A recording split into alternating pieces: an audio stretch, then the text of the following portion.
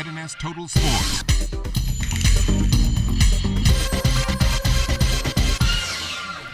Good evening, Bahamas. I'm Kelsey Johnson. Welcome to Sports Tuesday. On any given day when driving along West Bay Street, you would think that the park across the road from the foot of the Sir Sidney Poitiers Bridge is an arena.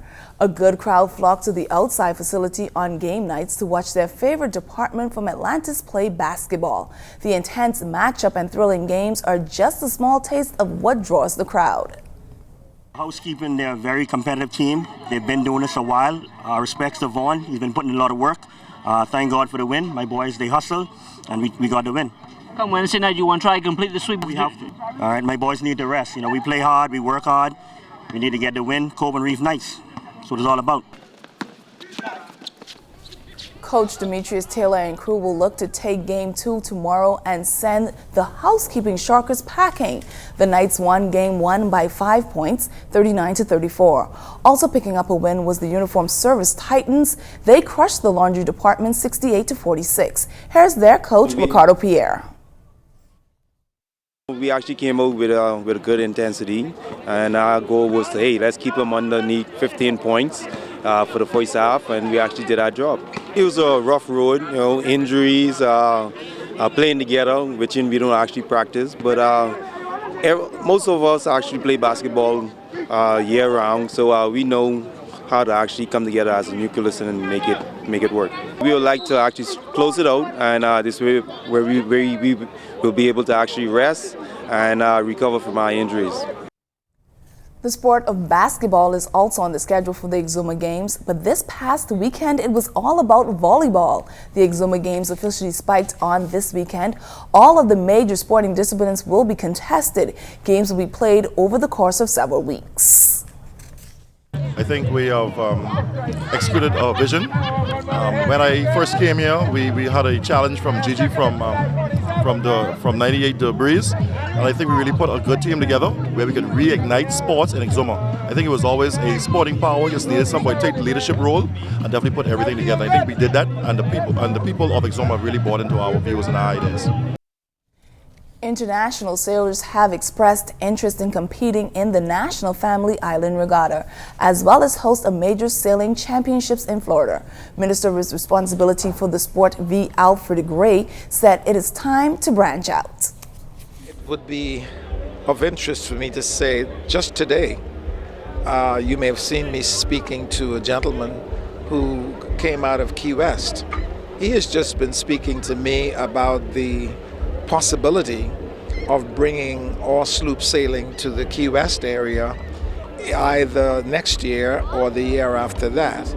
I think it's certainly something that is worth considering because we want an international flavor attached to this sport because it's bigger than the Bahamas, even though it is indigenously a Bahamian thing.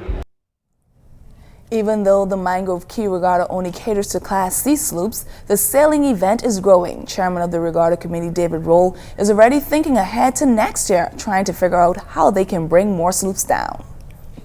As a matter of fact, we had to turn down about 5 boats, and I said, Larry, next year, moving forward, we have to make provision to accommodate at least 25 boats. The regatta is taking off, and I really want to give kudos to Larry Basta for what the work he's been doing with this regatta, and we are getting support from basically almost everyone that we have approached outside of Mangrove Key. But the main thing is that we want Mangrovians to know that this is something that they need support, and we're not going to get support on the ground in Mangrove Key. The sloops were being loaded on the mailboat yesterday. Out on the dock with the skippers and boat owners was our Julian Gibson. He caught up with the skipper of the Lady Eunice, Dennis Smith, who is ready to pull off the back-to-back feat. I hope to do it again, back-to-back. I'm looking forward for it. Well, your weight cut out. I know it's going to be tough because we have I think 5 more boats this year, more than last year, so the competition's going to really be there, but we up for the challenge. Lady Eunice is ready. You guys are determined to win this back-to-back. What is it going to take for you guys to pull it off? It's going to be hard efforts and good crewmanships like we normally do, and everybody on the boat got to know their role, and once they do what they're supposed to do, once we get good wind, I think we should be able to take it. I noticed the boat has been sailing pretty well lately, though.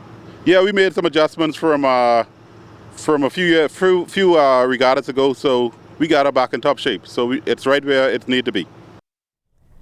From the high seas, we move to the boxing ring where local boxers are getting ready to compete in several bouts, featuring top boxers from the region. Here's our Julian Gibson with the report again. Ricardo McKenzie wants Ricardo Bethel right away. So step into the ring, let's get it on. Blow us in your clothes. I'm going to just figure his face. He's out there, he's bragging that he fought me and he beat me. I'm going to stop him. I'm going to show him. One shot is over. Ricardo the show boy is here. So you ain't scared of nothing? Scared of what? When I finish with him, he cheering and calling me daddy. How you see the fight going? First round, decision, second round, or you probably get knocked out? Listen, knockout, listen to me. This over before he even can say hey. When he step in that ring, I can finish him. This ain't no game. I hear you bragging, but you beat me. You never beat me. You never in your life beat show boy. Let's get this right. A battle to see who is the real Ricardo. Reporting for ZNS Total Sports, I am Julian Gibson. Thanks so much, Julian. Well, that's all the time we have for sports. I'm Kelsey Johnson.